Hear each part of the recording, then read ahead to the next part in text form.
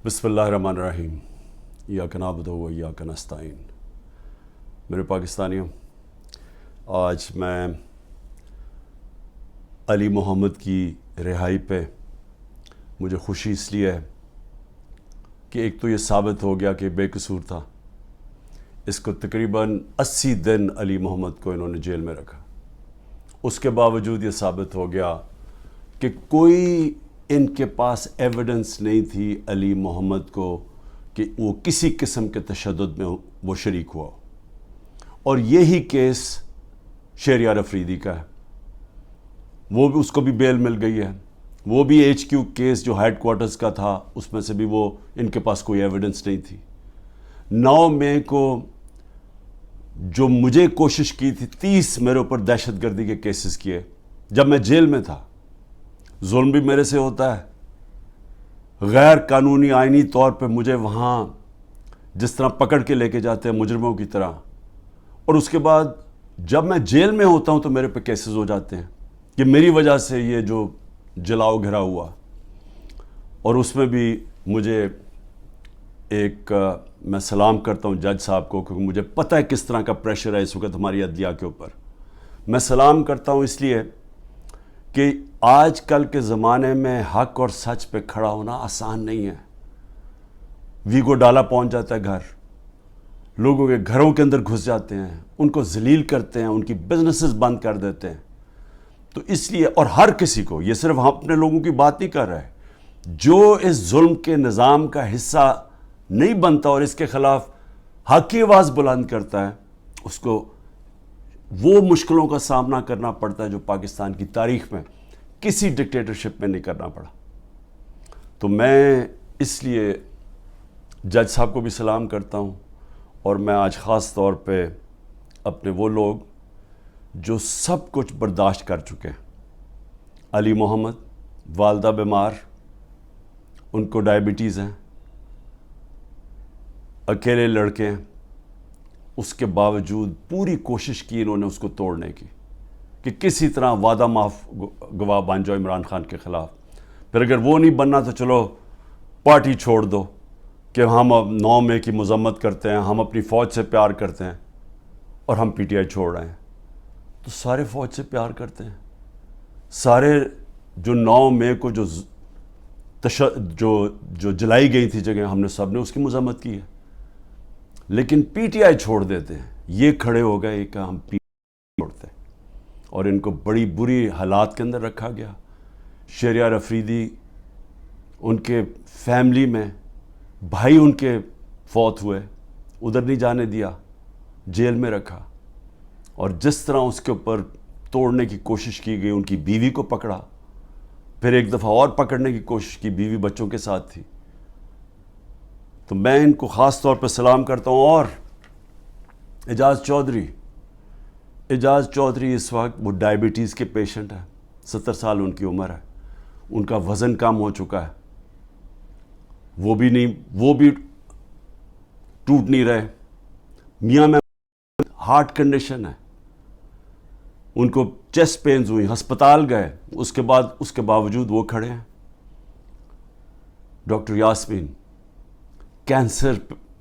Cancer की survivor हैं, उम्र उनकी तकरीबन 75 साल है।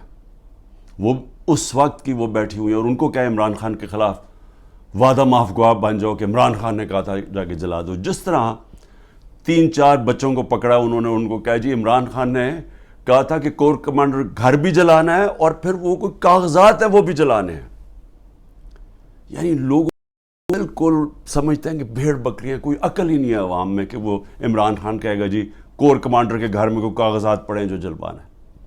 और उनसे ये 164 का बयान लिया। तो यही कोशिश कर रहे हैं डॉक्टर यास्मीन से, वो भी खड़ी हुई हैं। लेकिन जो मैं सबसे ज़्यादा उमर चीमा, जिस तरह का उनको पर तशद्दुद किया गया, उनकी बीवी गई कोर्ट हेयरिंग के ऊपर, उनको पकड़ के जेल में डाल दिया, वो भी कैंसर सर्वाइवर है। यानी औरतों के ऊपर कौन करता है। लेकिन औरतों के ऊपर मैं ख़ास बात करना चाहता हूँ।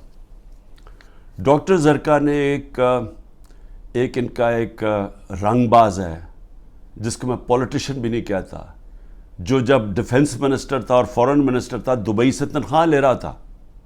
یہ کبھی سنا ہے کہ دبئی کی کمپنی سے ایک ملک کا فورن منسٹر اور ڈیفنس منسٹر تنخواہ لے؟ اور اس کے بعد وہ بچ بھی جاتا ہے, اس کو کچھ ہوتا بھی نہیں ہے. اور وہ کیونکہ طاقتور حلقوں میں اس کے دوستیاں تھیں, جب وہ الیکشن ہار رہا تھا 2018 میں تو ایک ٹیلی فون کیا, مجھے بچا لو میں ہار رہا ہوں. اور باجوہ صاحب سپر کنگ نے کہا فکر نہ کرو تم جیت جاؤ گے, اور اگلے دن وہ جیت جاتا ہے. تو وہ جس طرح ہمیشہ عورتوں کے خلاف زبان استعمال کرتا ہے, اس نے پھر سے کی. ڈاکٹر زرکا نے, سینیٹر ڈاکٹر زرکا نے جواب دیا, ان کی 2 کلینکس وہ بند کر دی. یعنی اس سطح پہ کون کرتا ہے؟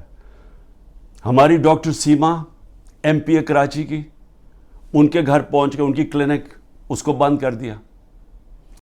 ہماری سمابیہ ایکس ایم پی, اس کے گھر کے اوپر پولیس پہنچ گئی.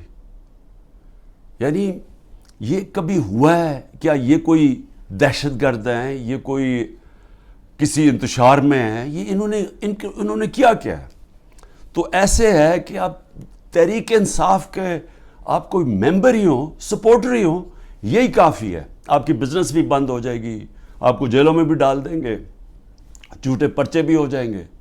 یعنی صرف اب کوئی ضرورت نہیں ہے آپ کو کہ آپ نے کوئی جرم کرنا ہے. اس ملک میں اب جرم ہو گیا ہے تحریک انصاف کا ممبر ہونا, سپورٹر ہونا.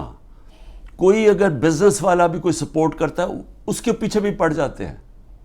آپ یہ سوچیں کہ شوکت خانم, اب شوکت خانم ساری قوم جانتی ہے, کا سب سے بڑا خیراتی ادارہ ہے.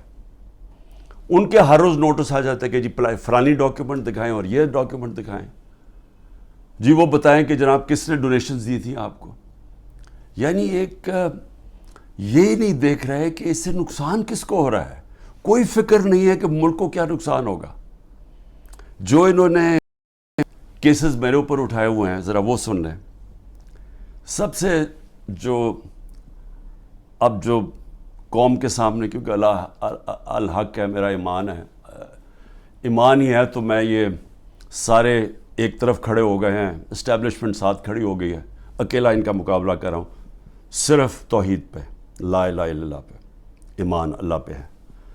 اور جس طرح اللہ ہر ان کی جو بھی کوشش کرتے ہیں خود ہی سچ سامنے آ جاتا ہے.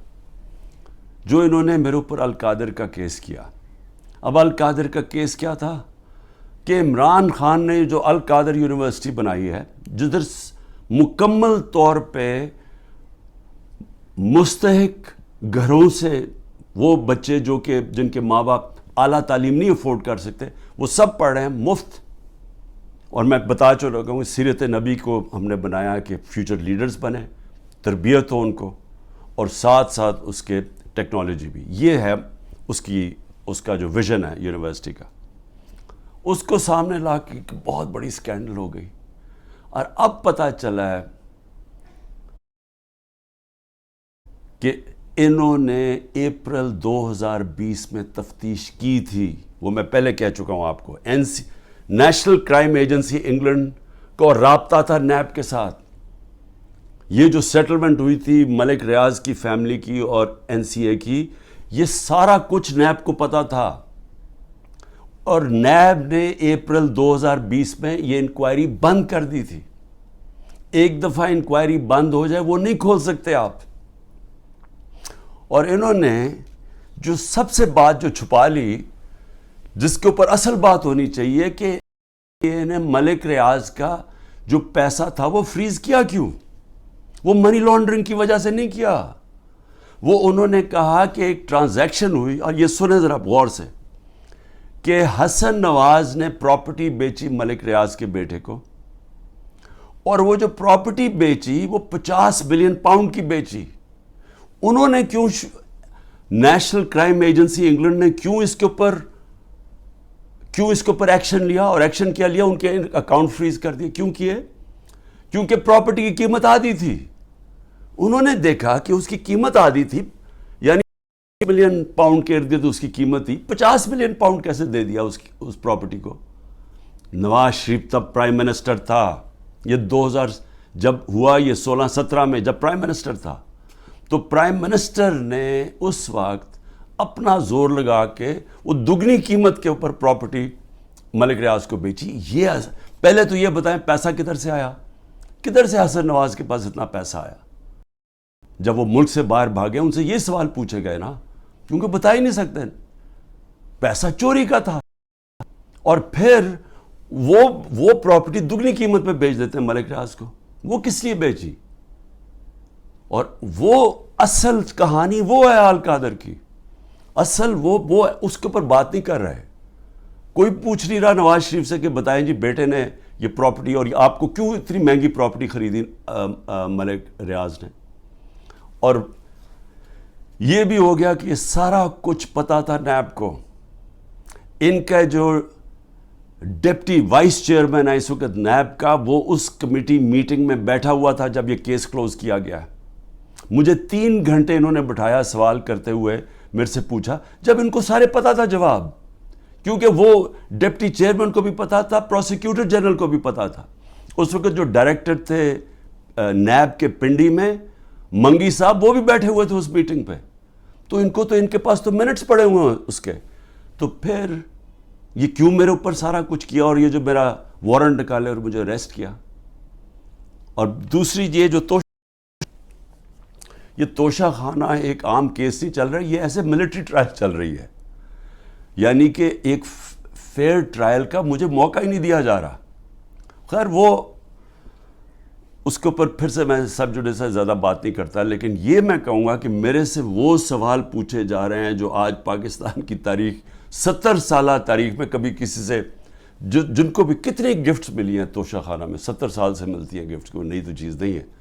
کبھی کسی سے وہ سوال نہیں پوچھا کہ جی آپ کو جو توشہ خانہ کی گفٹ ملی وہ آپ نے آگے بیچی کس کو، یا آپ نے گفٹ کس کو کی. کبھی کسی سے آج تک یہ پوچھا ہے؟ کبھی کسی سے پوچھا ہے کہ توشہ خانہ جب آپ قیمت ادا کر کے وہ لے لیتے ہیں گفٹ، اس کے بعد آپ کی پراپرٹی آپ جو مرضی کریں؟ بھی آپ کون ہے پوچھنے والا ہے کہ میری پراپرٹی سے میں یہ گفٹ کروں یا میں بیچوں؟ جب تک کہ جو بھی میرا چیز ہو وہ میں ڈکلیئر کروں. تو میرا سارا ڈکلیئرڈ ہے میرے ٹیکس ریٹرنز میں. تو وہ سوال پوچھے جا رہے ہیں آج. وہ وجہ اس کی ہے ان کو مل کچھ نہیں رہا. یہ 3.5 سال میں ان کو یہ 2 چیزیں ملی ہیں. اس کو کرپشن کہہ رہے ہیں، یہ جو توشہ خانہ ہے، اور دوسرا چیز القادر. یہ 2 کرپشن کے کیسز میرے پہ ملے ہیں. ان 3.5 سال میں جب نواز شریف پرائم منسٹر بنا تھا، 17 اس نے فیکٹریاں بنا چکا تھا 3.5 سالوں میں. اور سرکاری بینکوں سے قرضے لیتا تھا، فیکٹریاں بنا لیتا تھا، اور بعد میں وہ قرضے معاف کروا لیے. اور جو پیسہ دیا وہ 20 سال کے بعد واپس، جو تھوڑا سا اور مارک اپ معاف کروا کے وہ بھی تھوڑا سا پیسہ دیا. ان سے کبھی پوچھا؟ زرداری اس ٹائم کے اندر 2 سال میں اس کو 10% ساری دنیا کر دی تھی کہ ہر چیز پہ کمیشن کماتا تھا. تو یہ 2 چیزیں ملی ہیں 3.5 سال میں. اور انشاءاللہ یہ میں ثابت کروں گا جب کیس آگے بڑھے گا، لیکن موقع دینا چاہیے مجھے پوری طرح جواب دینے کا. دوسری چیز جس کے اوپر میں بات کرنا چاہتا ہوں وہ ہے کہ یہ جو سائفر کے اندر میں پھر سے واضح کر دوں کہ بڑے کلیئر قانون بنا ہوا ہے. سائفر ہوتی ہے فورن آفس کے اندر، جو سیکرٹ کوڈ وہ فورن آفس میں رہتی ہے. یہ انسٹرکشنز ہیں کیبنٹ ڈویژنز کے. اس کے اندر کوئی اور کسی کے پاس وہ جو کوڈ والا سائفر ہے وہ نہیں جا سکتا. اور جو میرے پاس آیا تھا وہ مجھے پھر سے بلایا، بڑا اچھا ہے، ایف آئی اے کے سامنے پھر پیش ہوں گا. لیکن جو مجھے کہتے ہیں کہ آپ نے وہ جو سائفر کے اندر چیز لکھی ہوئی تھی وہ پبلک کر دی. وہ پبلک تب ہوئی جب میں نے نیشنل سیکیورٹی کاؤنسل کے سامنے رکھا، جو کہ ملک کا سیکیورٹی کا سب سے بڑا ادارہ ہے. اس ادارے کے اندر پہلے رکھا. اس ادارے نے وہ سائفر کو دیکھا جو اس کے اندر لکھا ہوا تھا، وہ نہیں جو کوڈ ہے، جو اس کا مفہوم تھا. اور اس ادارے نے فیصلہ کیا کہ امریکہ کو ڈیمارش کرنی چاہیے کہ انہوں نے ہمارے اندرونی حالات میں مداخلت کی ہے. یہ جب نیشنل سیکیورٹی کونسل نے کہہ دیا پھر سب کو پتہ چل گیا کہ کیوں کہا ہے, کیونکہ وہاں سے ایک ان کے آفیشل نے کہا کہ جناب عمران خان کو جب تک آپ ہٹائیں گے نہیں نو کانفیڈنس میں تو پاکستان کی مشکلات تھا اس کا, تو یہ سب کو پتہ چل گیا. اس کے بعد تو اس میں کیا سیکرٹ رہ گئی, پھر کون سی سیکرٹ میں نے وائلیٹ کی, تو یہ بھی انشاءاللہ آ جائے گا سامنے. لیکن ایک چیز ہے کہ وہ جو سیکرٹ کو جو تھی وہ یاد رکھیں, اس میں گورنمنٹ بدلی گئی. یہ سازش ہوئی تھی میرے خلاف نہیں, پاکستان کے خلاف. اور جو وہ گورنمنٹ بدلی گئی, میں صرف آپ کو بتانا چاہتا ہوں کہ اس کے بعد ہوا کیا. آج پاکستانیوں کو کس چیز سے گزرنا پڑ رہا ہے. 16 روپے یونٹ بجلی تھی جب ہم گئے ہیں اپریل کے اندر, آج بجلی 50 روپے یونٹ پہ پہنچ گئی. آپ ذرا پوچھیں تنخواہ دار لوگوں سے کہ ان کے اوپر آج کیا گزر رہی ہے. یہ کون ذمہ دار ہے اس کا؟ وہ جنہوں نے سازش کر کے گورنمنٹ گرائی تھی. اور اصل انکوائری یہ ہونی چاہیے جو میں نے سپریم کورٹ کے چیف جسٹس کو کہا تھا, آپ کو انکوائری کرنی چاہیے کہ یہ قوم سے بہت بڑی سازش ہوئی ہے, قوم سے دھوکہ ہوا ہے, اور اس کا ذمہ دار جنرل باجوہ تھا. اور اس لیے کیونکہ وہ تھا, کسی نے جرت نہیں پڑی کسی کی اس کے اوپر انویسٹیگیشن کرنے کی. آٹا 55 روپے 60 روپے سے پہنچا ہے آج کے 150 روپے پہ. سوچیں کہ یہ عام آدمی کی خوراک ہے آٹا. اس کے بعد چاول دگنی قیمت ہوگی جو چاول تھے. چینی, ہمارے دور میں بڑا شور مچا چینی چور. ہم نے انکوائری کروائی, چینی کی قیمت 80 روپے تھی, آج چینی 160 روپے پہ پہنچ گئی ہے. سارے جو بڑے بڑے شوگر مل مافیا ہیں وہ سارے بیٹھے ہوئے ہیں آج گورنمنٹ کے اندر. اور پھر یہ دودھ بڑا ضروری ہے کیونکہ بچوں کے لیے بہت ضروری ہے. 150 روپے لیٹر سے گیا 230 روپے لیٹر پہ. اور دال جو عام آدمی کھاتا ہے 310 روپے سے 520 روپے پہ گئی ہے. 310 روپے کے جی سے 520 روپے کے جی پہ دال گئی ہے. یہ عام لوگوں کے کھانے کی چیزیں ہیں. یہ ذرا بتائیں کہ کون ذمہ دار ہے جس نے یہ جو ساری سازش ہوئی تھی. اور انشاءاللہ جب بھی انکوائری ہوگی ثابت ہوگا کہ بہت بڑی ایک چلتی ہوئی حکومت کو مشکل وقت سے جو پاکستان کو نکالتی گئی اس کو گرا کے تو یہ ہوا. آخر میں صرف چیزیں کہنا چاہتا ہوں. ایک تو میرا پیغام ہے, یہ جو پولیس والے, یہ جو نامعلوم افراد عام پلین کپڑوں کے اندر گھس جاتے ہیں لوگوں کے گھروں میں, سارا گھر توڑتے ہیں, چوری کر لیتے ہیں, جو تشدد کرتے ہیں لوگوں پہ, جو ظلم کرتے ہیں, ٹارچر کرتے ہیں لوگوں کو جیلوں کے اندر, جنہوں نے سوشل میڈیا کے بچوں کو صرف ٹویٹس کے اوپر اٹھا لیا اور ان کو واپس بھیجا, جو صحافی کر رہے ہیں. عمران ریاض جو ابھی تک غائب ہے, پتہ نہیں کہ کدھر وہ گیا ہوا ہے. عدالتوں بھی بے بس ہو گئی ہیں, عدالتوں کے پاس بھی وہ بھی ہاتھ کھڑے کر دیے کہ جی وہ پروڈیوس کرو. ایک صحافی صرف اس لیے, اس نے تو کوئی توڑ پھوڑ نہیں کی تھی, لیکن صرف اس لیے کہ وہ ظلم کے سامنے سچ بول رہا تھا, اس کو اٹھا لیا. 4 پاکستان کے ٹاپ صحافی ملک سے باہر گئے ہوئے ہیں, ملک چھوڑ کے چلے گئے کیونکہ وہ سچ نہیں بول سکتے تھے. اور ان قسم کا جو عمران کو پہلے اس کے اوپر تشدد کیا, پھر جو اب اس کو غائب کیا ہوا ہے, خوف پھیلایا ہوا ہے. باقی سارا میڈیا کنٹرول میں ہے. صرف وہ تب بول سکتے ہیں اگر عمران خان کی کوئی برائی ہو, پروپیگنڈا, وہ بول سکتے ہیں. وہ کوئی سچ نہیں بول سکتا آج. اور مجھے افسوس یہ ہے کہ ان میں سے جو ہم بڑے بڑے نام سمجھتے تھے کہ وہ صحاف کے لیے ان کی بڑی قربانیاں ہیں, وہ بھی آج گھٹنے ٹیک کے سامنے بیٹھے ہوئے ہیں. لیکن مجھے افسوس اور ہے ہیومن رائٹس آرگنائزیشنز پہ. مجھے افسوس ہے جو کہتی ہیں ہم عورتوں کے لیے NGOs بنے ہوئے ہیں, ہم عورتوں کے لیے کھڑے ہیں.